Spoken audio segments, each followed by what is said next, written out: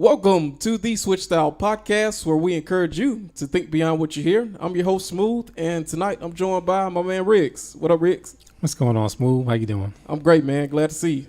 Likewise, good to be here. Oh, yeah, of course. And audience, this is episode 44. And on tonight's episode, we actually have a lot to cover, so we'll go ahead and jump into it. But before we do that, I just want to let you know, we'll actually update the charts for you. We'll let you know what's coming out this Friday, February 3rd, and continue our Grammy preview. We're still in the pop, R&B, and rap categories, but we're actually going to make our picks for the best album in each of those categories. And last but not least, we're actually going to review Kehlani's SweetSexySavage album. Good album. Yeah, really great album. So that's pretty much a rundown. Again, quick chart update. We'll let you know what's new. We'll continue our preview of the Grammy Awards, and we'll review Kehlani's SweetSexySavage album. So, Riggs, you got anything else before we jump into it? No, let's go. Cool. If you like what you hear, remember to follow us or subscribe to the podcast on iTunes, Google Play Music, SoundCloud, and YouTube, all at Switch Style Podcast. And also follow us on Facebook, Instagram, and Twitter. There you go. All right, here we go. Let's update the charts. So, on the Billboard 200, The Weeknd stays at number 1 for a fifth non-consecutive week, earning 56,000 units. 20,000 of those were traditional album sales. Any thoughts on The Weeknd? The Weeknd is, like we said, he's doing this thing. He's filling a niche in R&B for males, so much success. Keep doing it. Yeah, he's doing it. And at number 2, John Mayer debuts with his new EP, The Search for Everything, Wave 1, earning 49,000 units. 38,000 of those were in traditional album sales. I know that's your boy. Oh, yeah, one of my favorite songwriters. Being that we've been, diving deep into, the Grammys. I haven't got a chance to listen to it yet, but I can't wait. Yeah, this EP only includes 4 of the songs from his coming album, which will be a part of the album. It comes out later on this year, and the actual name of it is The Search for Everything. He just added Wave 1, and he plans to release, 4 songs each month? Yeah, we spoke about that a little bit on the last podcast, but I can't wait to hear these 4. Oh, yeah, absolutely. And I don't even know how to approach the thing, because I would love to review it at all time. Well, all at once, because we don't know how many he's going to put on the album. It could be 12, it could be 16. We don't know. Yeah, I'm going to assume it's going to be 12, and I'm going to rate it in percentages. Yeah. But it's such a small portion of songs. We could probably just talk about it and something else as we go along. So we'll probably just end up doing that. That'll work. And last but not least, on the Hot 100, Bad and Bougie, they hold the top spot for a third non-consecutive week. So congrats to the Migos and Lil Uzi Vert. Congrats. I told you, I like it. Yeah, Bad and Bougie. It's funny. I listened to the Ballin' Out podcast, which is Adele Platten and Natalie Weiner. They both work for Billboard. They're writers for Billboard. And they had Young Jeezy on their podcast. And he was pretty much saying how amazing it would be for the Falcons to win the Super Bowl and for Bad and Bougie to still be number 1 next week. Let's hope it happens. Yeah, I hope so. And audience, if you hadn't listened to one of our shows before, if you're not familiar, we actually record right out of Atlanta. We both live here. And, I'm not a Falcons fan per se, but I want to see them do well because I live here. That's right. Do it for the city. Yeah. I put on for my city. I put on. Yeah, that's what Jeezy said. But we'll actually jump into what's new. But before we do that, if you're out there listening, like we said, please go and subscribe to the podcast. You can find us on iTunes, Google Play Music, and SoundCloud, and YouTube. Yeah, YouTube. All at Switch Style Podcast. And also check us out on Facebook, Instagram, and Twitter. There you go. So let's actually find out what's coming out this Friday, February 3rd. So look out for new releases from Big Sean. He's back with I Decided. Reba McEntire, she's back with Sing It Now, Songs of Faith and Hope. Leanne Rimes, she's back with Remnants. R&B, well, he's not a star just yet, but he will be soon. I really like this guy. He goes by the name of Sampha. And his new album titled Process, it's gonna actually be out. And last but not least, gospel superstar CeCe Winans. She's back with Let Them Fall in Love. So I'm excited about those. Riggs, you expect anybody to debut at number 1? I'm going to go ahead and I'm going to say Big Sean. I agree. Luckily for Big Sean, the bar is set very low because Weeknd only hit number one with 56,000 units. So right, and for a while I had been expecting a lot of the country albums to do a lot better than they had, and it ends up coming out and there'll be something that'll be rap or R&B that goes ahead and takes number one. So I'm gonna say he's gonna follow the trend that's been going on for this year, and he'll probably be number one. And we talked about it last week. The streaming has played a big part, and most of the streaming audience comes from the rap, the R&B, the pop, and not too many of the country fans they stream. I'm sure a lot of them do, but they still consume their music in the more traditional way. They go out and buy the album, which I'm not mad at. Not at all. So it's more so beneficial for the artists. But congratulations to everybody putting out a new album this week. Big Sean, Reba McEntire, LeAnn Rimes, Sampha, and CeCe Winans. So we'll actually move on and continue our preview of the 59th Annual Grammy Awards, which will be on Sunday, February the 12th. Not sure what time, but I'm assuming probably 8 o'clock. Probably, because it'll be on live from Los Angeles at the Staples Center. So let's continue. And tonight we'll start off with Best Pop Vocal Album. And the nominees are 25 by Adele, Purpose by Justin Bieber, Dangerous Woman by Ariana Grande, Confident by Demi Lovato, and This Is Acting by Sia. So Riggs, who you got? Well, we talked about this earlier before the podcast started. Now, who do I think is going to win? Adele. Because, the massive fame and album sales and so on. There's a good chance she's going to win. But do I actually think it's the best pop album? I don't know. I actually think she kind of fits in a different genre a bit, more so traditional pop, is it? Yeah, traditional pop or folk. Right. Because, they do play her music constantly on mainstream radio. But if you put her up against Justin Bieber, Ariana Grande, Demi Lovato, Sia, there isn't that much similarity between the music or the appeal. So, but all the rest of them, they fit in the same category, I believe. And I don't know, Bieber might have the best album out of them. And, it's hard. Ariana Grande, her album is good too. Each of them have kind of a different leaning. So it just depends on where you lean, whether it's more electronic dance, whether it's more R&B, whether, it's more just mainstream pop. Kind of depends on where this goes. I think it actually could go anyway. Yeah, it could. It really could. And you know what's funny? Adele, she's not that much older than everybody in this category. I think Sia is the oldest person in this category. Oh yeah, she's been doing it for years, since the 90s. Yeah, and we talked about Sia, and Sia is closer to 40. I'll have to go back and check, but I believe Sia is closer to 40, and everybody else on this list is still in their 20s. But if you listen to the music, considering that Adele is her music is more so mature, the subject matter at least, even vocally, she's a lot more mature than maybe everybody on this list. But you would think that she was the oldest person. Yeah, you would. Nominee.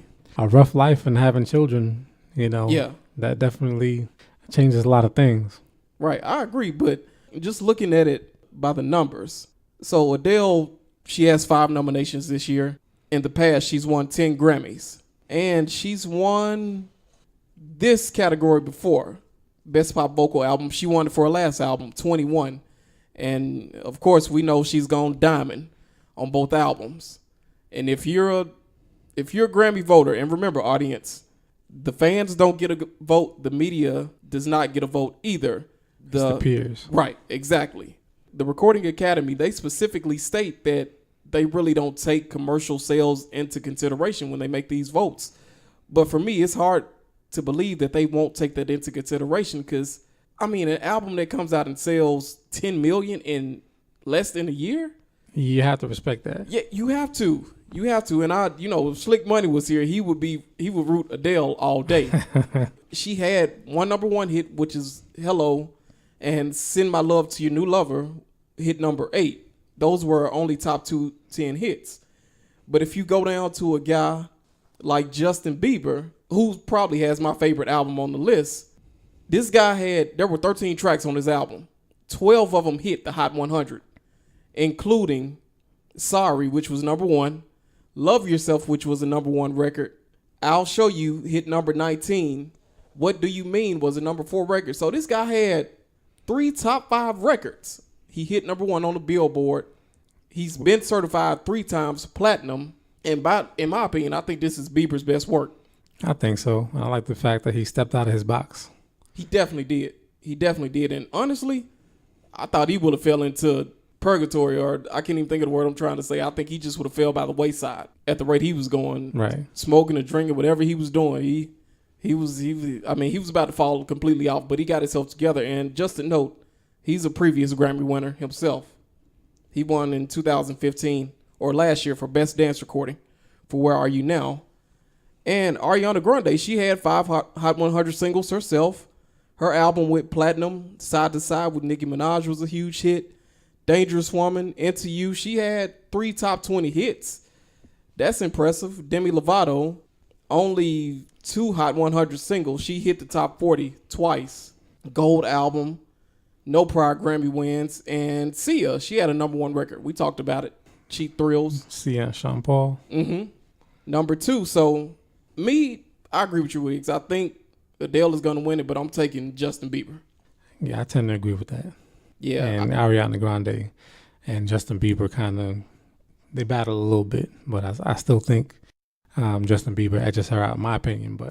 And it's all personal preference, which is what the voters do. They vote on who they like the most. And I know politics probably gets into it a lot of times, but I hate to say it, but I think Adele is going to take it. Think so. Yeah. And it's funny because Adele and Justin Bieber, they're both nominated in the Album of the Year category. So Biebs might have a shot. So I'm rooting for him. Yeah, same here. Okay, cool. Well, we'll go ahead and move on to the next category, which is Best Urban Contemporary Album. And this is a loaded field. The nominees are Lemonade by Beyonce, Ology by Gallant, We Are King by King, Malibu by Anderson .Paak, and Anti by Rihanna. Go ahead, Rick. Well, let's see. I honestly think Lemonade, Anti, and Malibu probably the only real serious contenders in this genre, I believe. Beyonce was monster. King, We Are Kings, I actually think she should probably be somewhere with Layla Hathaway and them. I honestly think this is the wrong place for this album. And I think in that other genre, they have would have had a better chance and fit better. But I think I think Lemonade is gonna take it. Oh yeah, for sure. Doubt.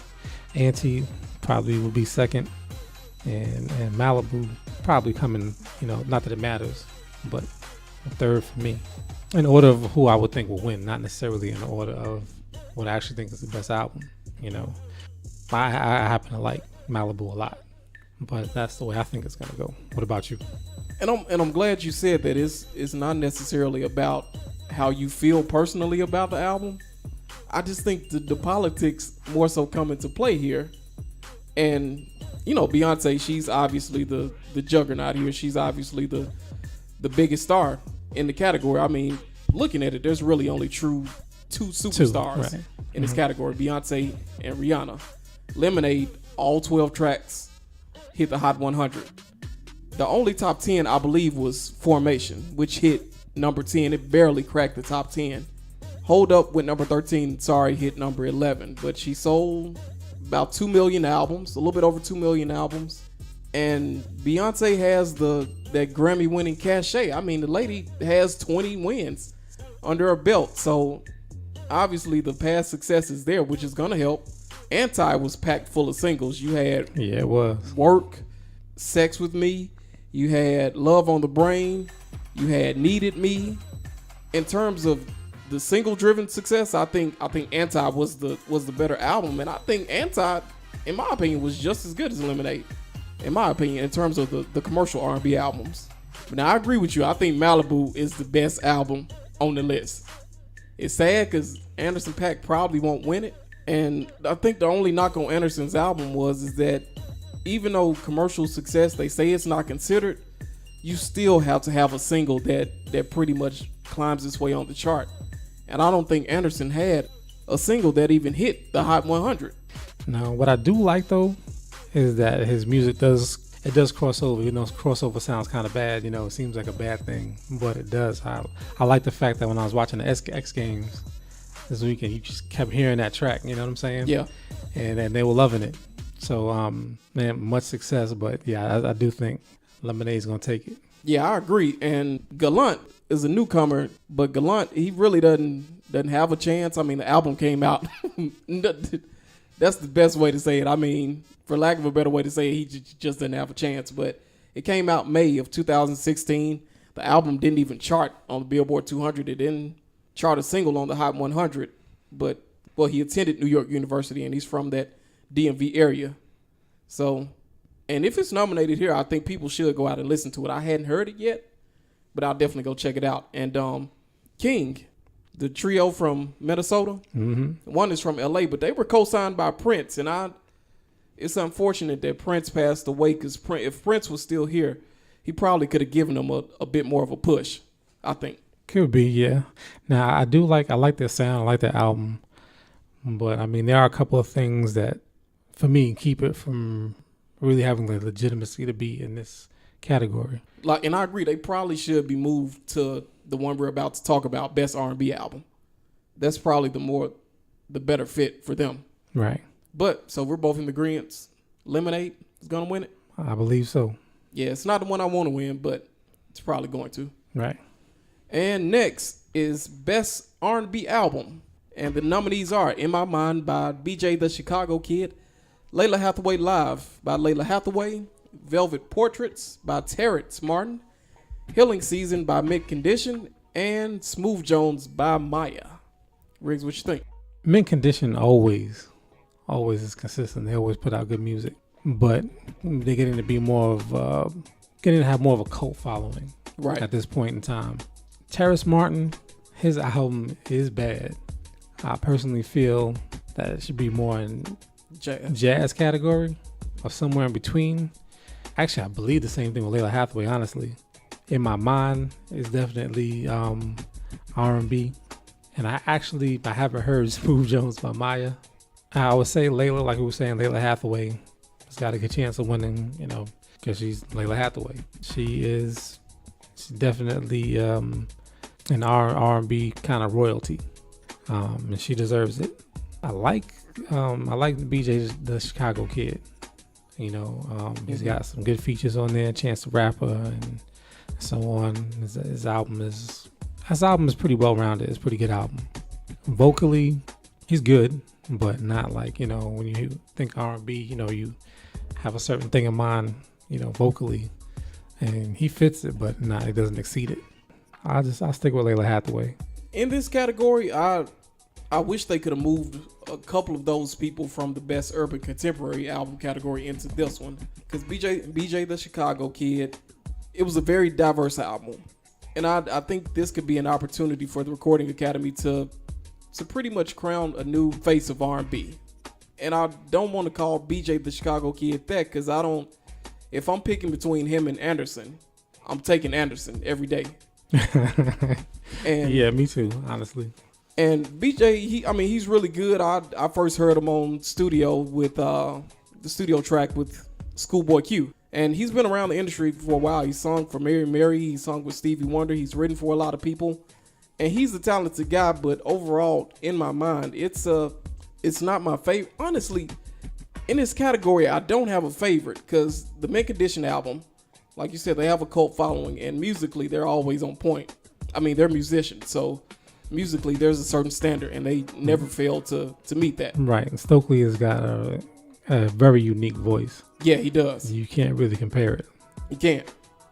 And the Healing Season album, it's actually a holiday album. And I'm sure a holiday album has been nominated before, but holiday albums, they're so common, and they're a dime a dozen. I would never vote for a holiday album for a Grammy. Right. So that knocks that one out. I think even the only song that I would ever consider like in history maybe I mean, well, there's probably 2 or 3 songs themselves. Right. Not really an album, unless you had a thing for a holiday album. And Maya has quietly been putting out music for a long time. Smooth Jones, I read something on Billboard and it says she put out about 10 projects in the last 18 years, which was pretty amazing. And I mean, they were all released quietly. And she's still beautiful. And for that reason alone, if we were voting in that way, she would definitely have my vote. But I hadn't heard Smooth Jones either, but it was sort of based around a radio type format. But I heard snippets of some of the songs and it wasn't bad at all. I felt there could have been some other people. Like, I wasn't crazy about Maxwell's album, but I definitely like Maxwell's album better than, or I felt it could have been nominated. When it comes to the urban and R&B, I really don't understand some of how they choose their music. And I guess the urban contemporary, I guess they infused more contemporary elements musically, it's more hip hop driven. That's probably the way they define it, and more traditional. They think in terms of more of those albums that ride the line or. I mean, I can understand that, but the thing is that like you said, there's other albums out there that are better, better fit, and sometimes even do better, as far as sales and everything. Yeah, I thought Keith Sweat would have been a great nominee for best traditional R&B album. Yeah, real traditional. Yeah, I guess. Mm-hmm. I mean, I thought he would have been a decent nominee over Mint Condition. Musically, I'm sure Mint Condition's album was better than Keith Sweat's. But I'll just go ahead and make my pick. If I'm picking anybody, I'll go with Layla Hathaway. But that Velvet Portraits album is really good. Yes, it is. I mean, that Donny Hathaway cover, Valdez and Crenshaw, is good. And Layla Hathaway is on Velvet Portraits. Yeah, but like I said, I would have rather seen it, but it is a great album. You know what? I'm going to go out on a limb. I'm going to go with Velvet Portraits by Terrace Martin. Right. And you know what? I will be happy if that won. I'm going to go with that one because, I mean, Robert Glasper is on there, Thundercat, Ronald Bruner, and he had a few other random singers that I'd never heard of on the album. But Velvet Portraits it's a really good album. It's a bit, I won't call it lengthy because I think there's only about 14 tracks on it, but Oakland, there's right. Well, see, I guess maybe it's because it does have a jazz feel. Jazz songs tend to be a bit longer, so that might be why you feel that way. But everybody, check out Velvet Portraits. It's a really good album, and honestly, that's who I'll pick. I think BJ the Chicago Kid or Layla Hathaway, they're probably gonna win this category. But if I have a pick, I'll just go with Terrace Martin, and not because it's better than those two albums. This is a tough category because there's no clear-cut winner. This thing could really go 3 different ways. I can't believe that Tigolero's not in there. I forgot all about Tig. I don't know how I forgot about Tigolero. I mean, Tigolero definitely, and it's funny I would have rather have seen Tigolero in that Best Urban Contemporary category. Mm-hmm. I would have rather seen Tigolero in there as opposed to Gallant. Yeah. I mean, they actually charted on the Billboard 200. What about who else was it? Kindred, Family Soul. I mean, that album was real good. Yeah, that should have been nominated in best. I would rather have seen that as opposed to Smooth Jones and Healing Season. So I'm not sure how they decide to pick the categories, but it is what it is, and we can only roll with what's here. So who were you going with? I was gonna stick with Layla. I think Layla or BJ the Chicago Kid will win, but I would like to see Terrace Martin win this one. And audience, Terrace Martin, he's been around a long time. He started out as a musician under Snoop Dogg, and he went on to win a lot of Grammys a couple years ago with Kendrick Lamar. So he was one of probably the main producer behind To Pimp a Butterfly. And if you like To Pimp a Butterfly, you'll love Velvet Portraits. And let's put it this way, people. If you listen to our show, at the end of a review, Smooth always asks, is this something that you're going to be listening to? And that is an album that I listen to. Yeah, Velvet Portraits is a really great album, and I hope he wins. But we'll see. But we got to move on. We'll go to the next category, which is actually Best Rap Album, and the nominees are Coloring Book by Chance the Rapper, and The Anonymous Nobody by De La Soul, Major Key by DJ Khaled, Views by Drake, Blank Face LP by Schoolboy Q, and The Life of Pablo by Kanye West. And Riggs, before you go, I want to point out something. Audience, if you noticed, I named 6 albums. And normally in most categories, there's only 5 nominees. And when you have more than 5 nominees, it says that there was a tie. So we don't know how they fell or which 2 albums tied to barely make it in. But the voters couldn't decide on who they wanted to put in that 5 spot. So we got 5 and 6. But go ahead, Riggs.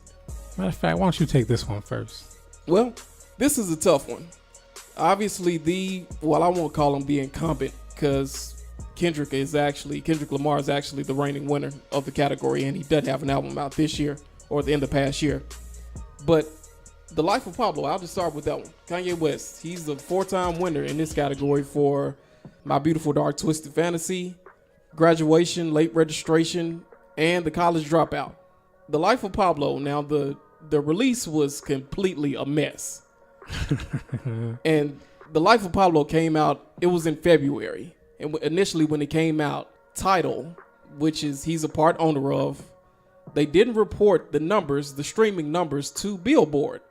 So we didn't get a great indication of how it did until actually April when it debuted at number 1 on the Billboard 200. And Life of Pablo really didn't, in terms of the success of the singles, it really didn't do as well as Kanye's other albums. But Kanye, I think at this point in Kanye's career, he's more than a singles-driven artist. He's always been an album artist.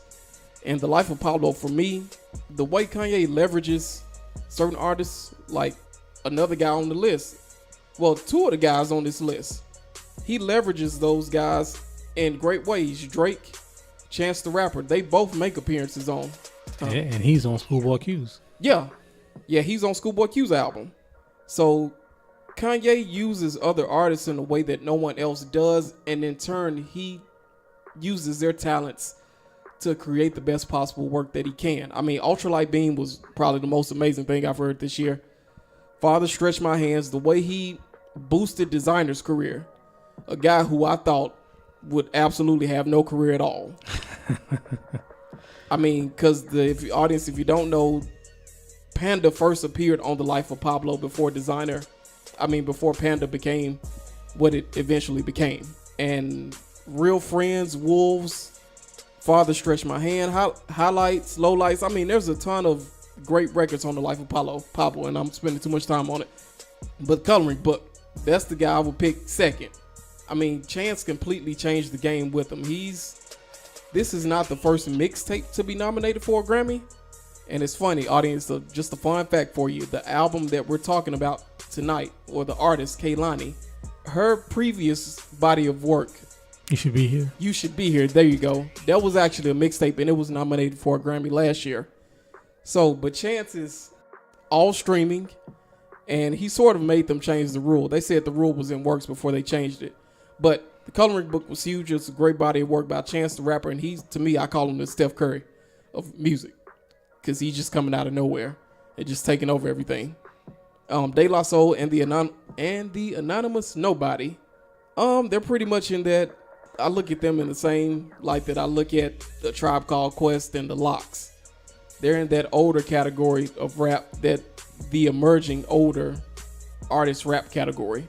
Right. I mean, actually, the Lox probably not even in that yet. Right.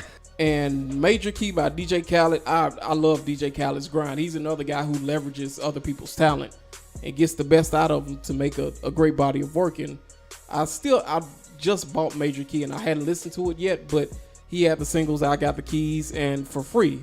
And I love both of those records. Yeah, especially For Free. Right. And I think both of those were top 40 records. So Khaled has been in the top 40 most of the year. And Views, well, before I go to Views, I'll go to Blank Face by Schoolboy Q. Blank Face was very experimental. And arguably, Blank Face is probably the second or third best album on this list, if you listen to it and consider the type of effort that he put into it. And that part was a pretty big hit, so I'll give him that. And Views was absolutely huge. 4 million records sold. Broke all types of streaming records. And honestly, I'm not a fan of Views. It baffles me too. Yeah, I'm not a fan of Views. I mean, he's nominated for Album of the Year, which I don't understand, because I felt like Coloring Book or The Life of Pablo should have had that Album of the Year nomination. Views is arguably the worst album in this list. And I'll probably make some people mad, but it arguably is with Riggs. I'll let you go. No, I mean, I agree with you. I think it is the worst album from one of the best rappers. I say it that way because, you know, Drake is Drake. He's a monster. Like, you know, like this album is not that great, but then you just spoke about the Khaled album. That song is stupid. I love that song. Yeah. And for free should have been on Views. For real. And what was the other song that came out before Views that he didn't put on Views? Summer 16? Yeah. Yeah. Don't get it. I mean, like we talked about when we reviewed his album, he's got so many singles on either mixtape or other people's albums. Exactly. That he doesn't put on his own that are such juggernauts, and that he puts out the stuff where he's, singing and moaning. I agree. I'm actually going to say Coloring Book for me. And Life of Pablo comes in second just because it's one of those albums where not as many people are going to get it. Schoolboy Q, it's funny, there's a lot in the name. And when I heard the name Schoolboy Q before I actually heard the music, I was already turned off for some reason. I don't know why. But he's kind of a brilliant young dude. And I like his music. And I can see him. He belongs on this list. Yeah, he does. Definitely.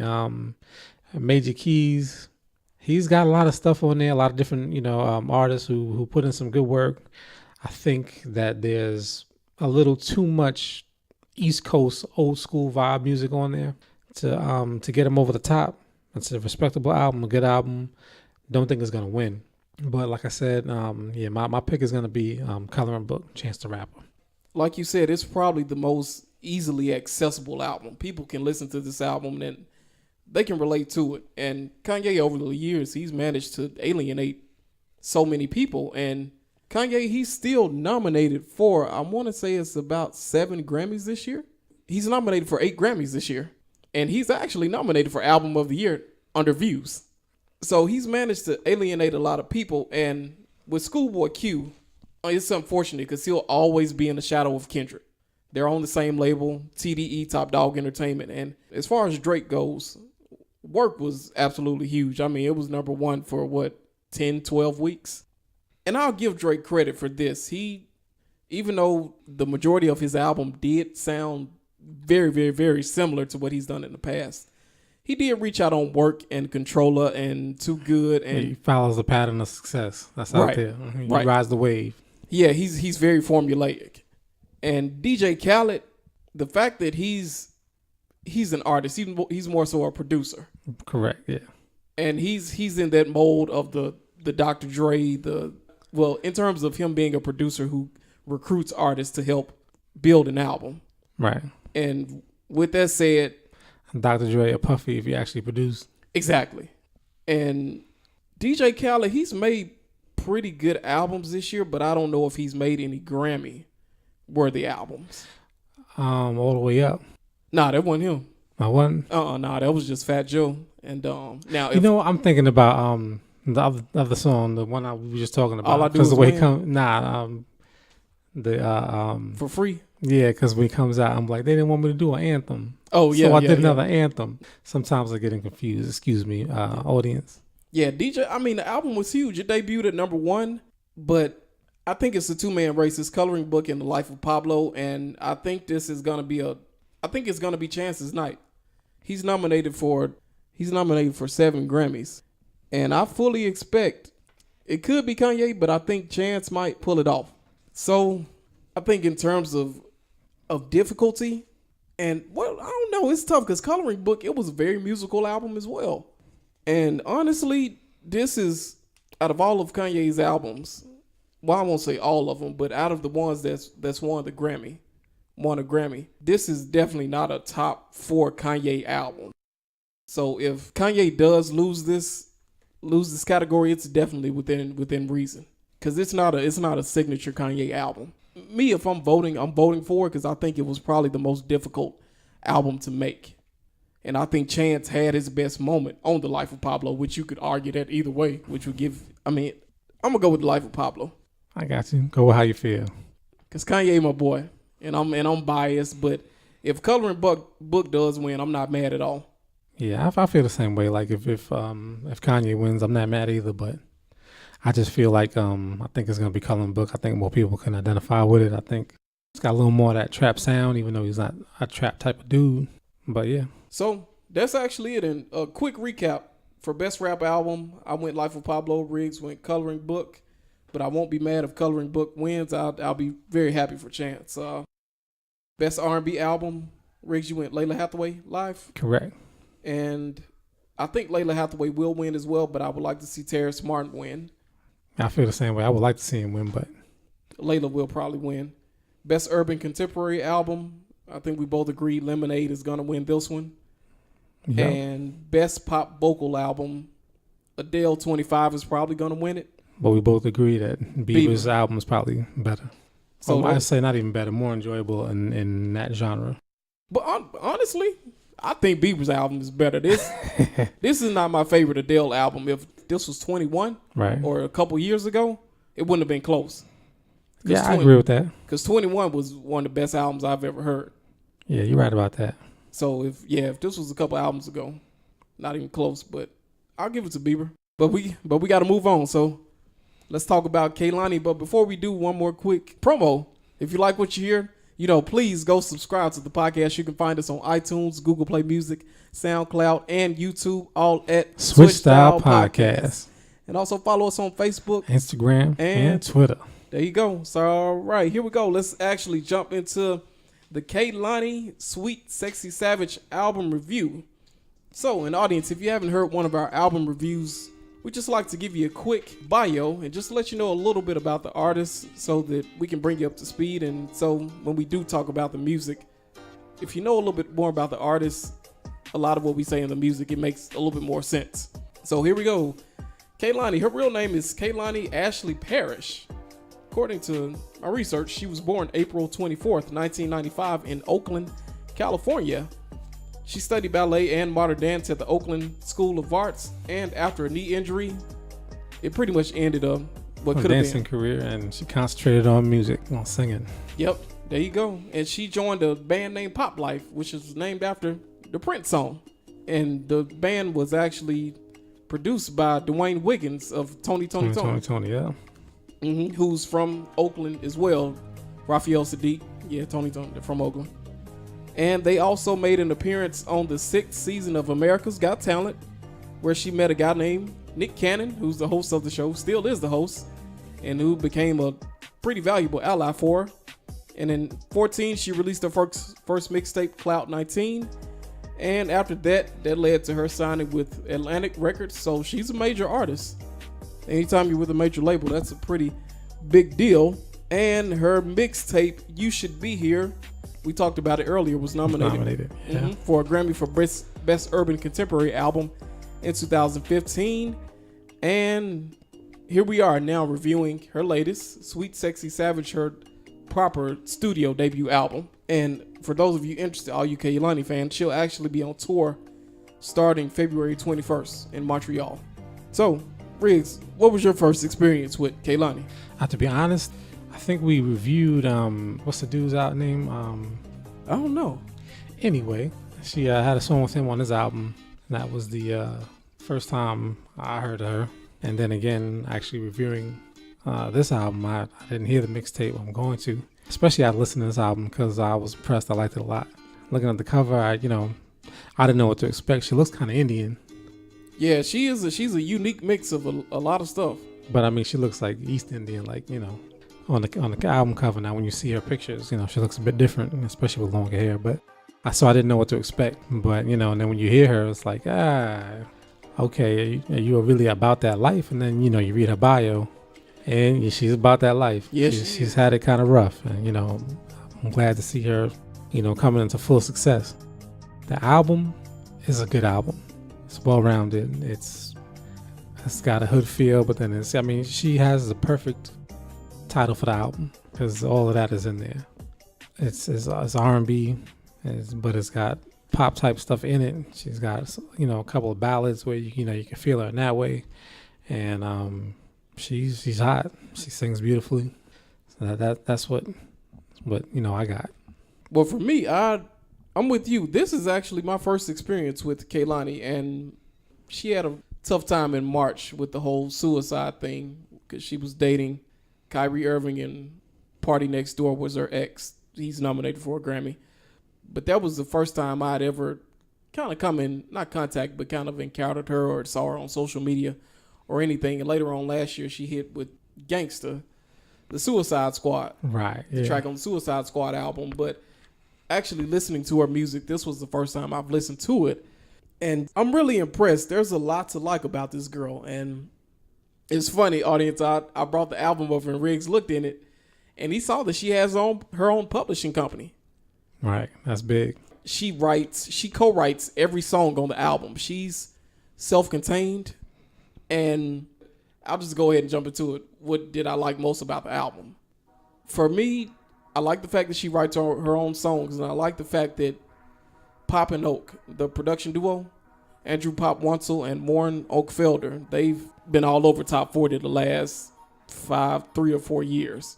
And audience, if you don't know, Good Kisser by Usher, Your Love, Nicki Minaj, Refill, which I wasn't crazy about, by Elle Varner, Only Want to Give It to You by Elle Varner, and a bunch of more songs.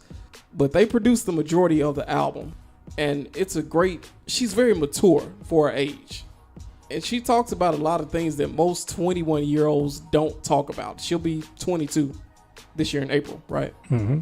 But 24th, right? Uh-huh. Mm-hmm. But it's a very mature album, and she speaks on a lot of things. She speaks on relationships, and she speaks from the vantage point of a 30-year-old or even a 40-year-old. And yeah, who's been through it. Right. And Riggs alluded to it. I mean, she's, even in her personal life with her own family, she grew up, she struggled. And I mean, honestly, considering, if you look at her backstory, she's probably someone that shouldn't be where she is. Or at least you would think that, considering that, her father died at one, her mother left her, and she was in and out of jail. So considering that, for her to overcome everything, you can hear it in the music. You can she doesn't speak about it personally, but you can hear the emotional maturity in the lyrics. That's probably what I might like most about it. What about you, Riggs? Same thing, the maturity and the conflict. Yeah. I like it. Like, you're saying you might not expect her to be in the place that she is, but part of the reason I like the music and the conflict is that, she goes one way, but then the maturity and I guess the goodness kind of shines through, and you can see all that through like the struggle. And along with that, she's got hot tracks. Have, a lot of like bounce to it and a lot of aggression, a lot of everything. For someone to be 21, her cadence, her phrasing, the way she produces her vocals, I don't know if I have to look back at the credits, but if she's producing all of her vocals, which I think she is, I mean, her level of skill is way beyond someone who's 21, in my opinion. A song like I like songs that may not necessarily be so far off from other songs, but the way that the person kind of approaches a particular situational subject matter just a little bit differently than anybody that I personally ever heard. So I'm not used to it, and the way she approaches that really impressed me. Which is basically about, so I guess somebody coming from one place and being with somebody who comes from a little different lifestyle. And, the other person's lifestyle is, I guess, a bit more refined. And it's like, well, you got to excuse me, I'm not used to it. And that was hot. In that song in particular, in that second verse, and I wrote it down in my notes, she pretty much starts out and she says there's all single mothers in her family.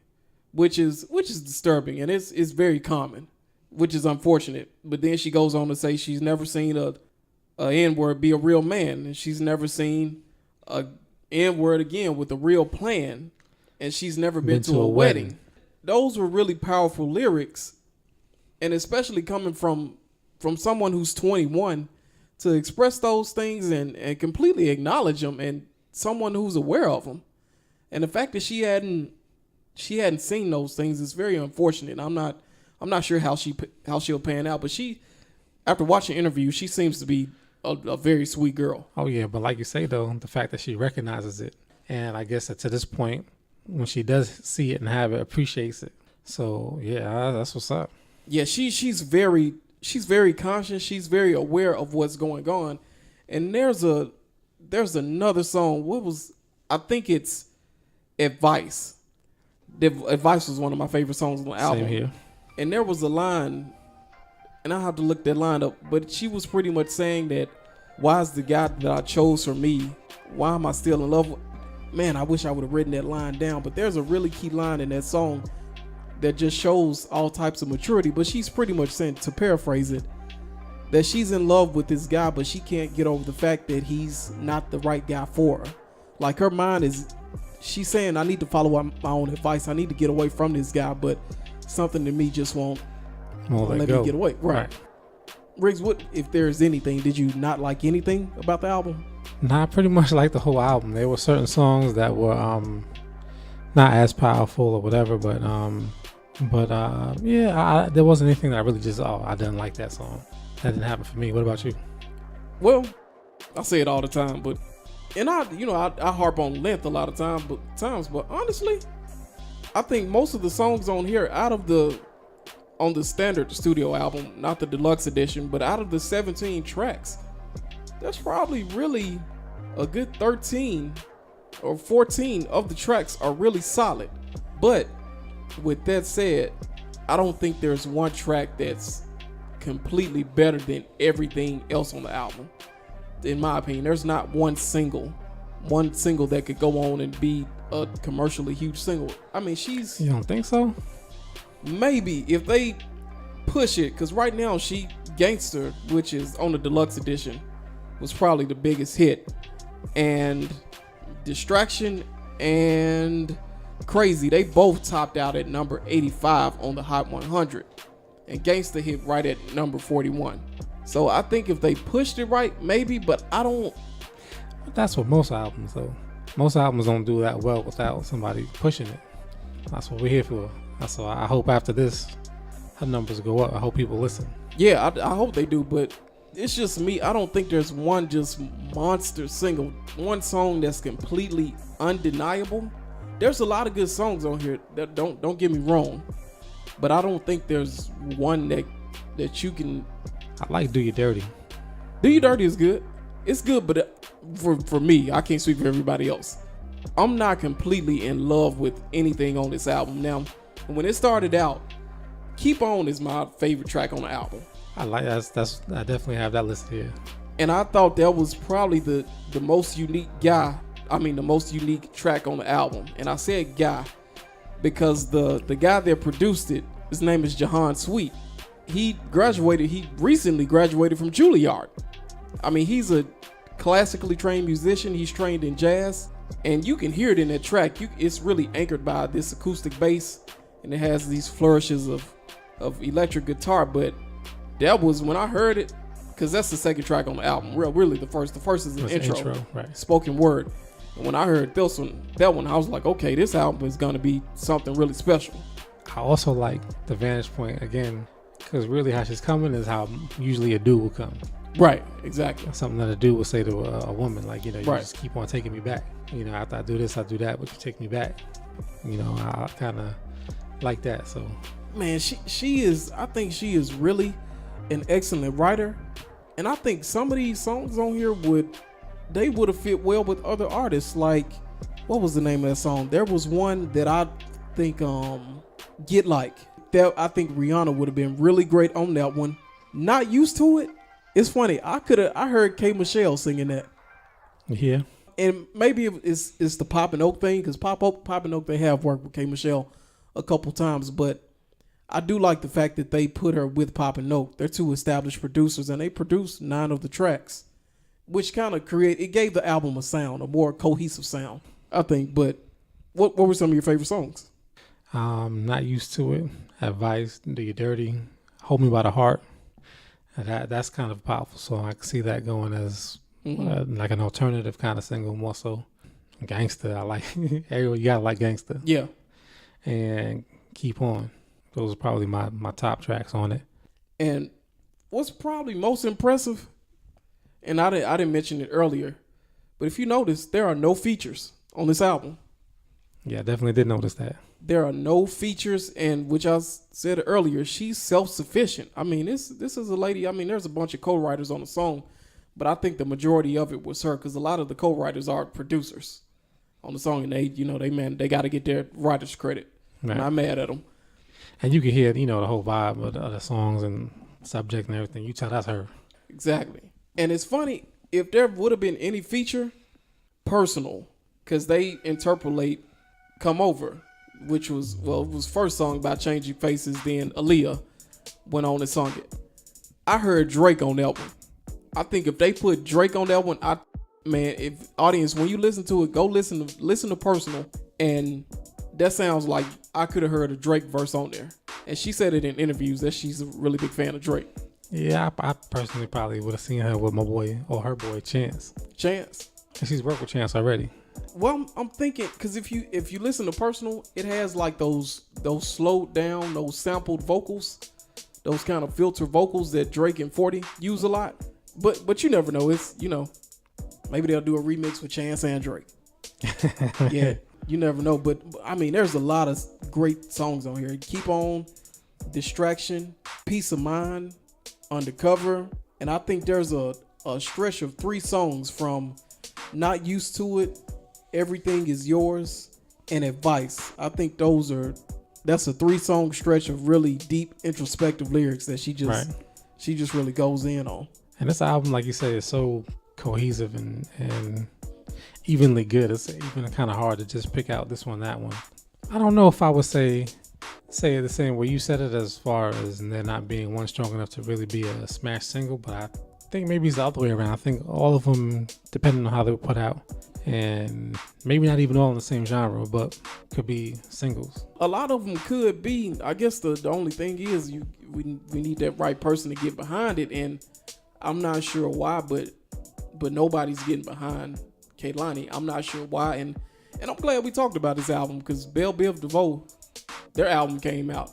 I would rather talk about this one than Belle Biv DeVoe's album. I agree, and I mean, those dudes, they've got enough shine. I mean, they just had a 3-part miniseries, and I'm not going to talk about them anymore, but I'm glad we talked about Kehlani's album, because it's a really good album that I think everybody needs to hear, and I think it starts off the year off right in terms of R&B. I think so. And you know what? I'm not throwing any shade at Belle Biv DeVoe. Any hate. I love Belle Biv DeVoe. But I'll talk about it for a brief second. To be honest, they put in a good effort, but their album really only has 3.5, maybe 4 songs that are good, and the rest are filler stuff, kind of.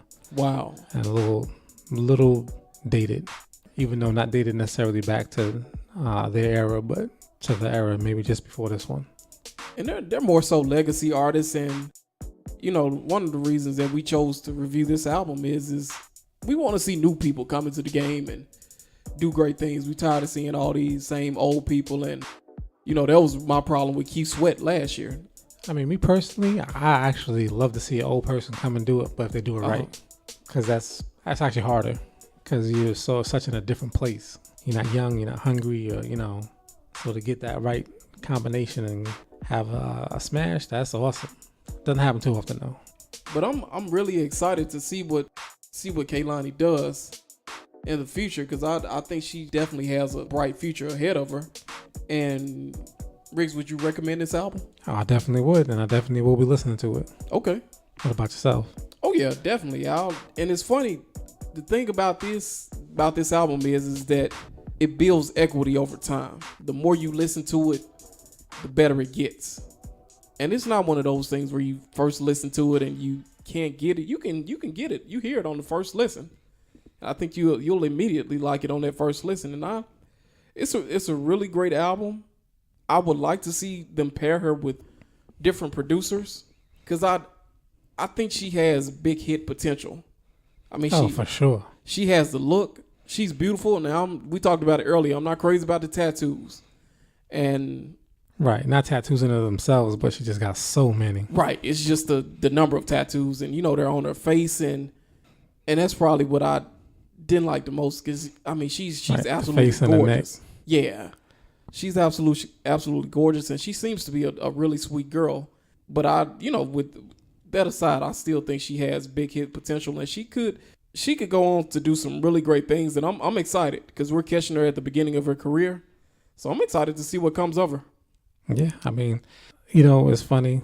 I don't generally like the tattoos like on the face and the neck, but it actually, I don't know, all the tattoos don't look bad on her.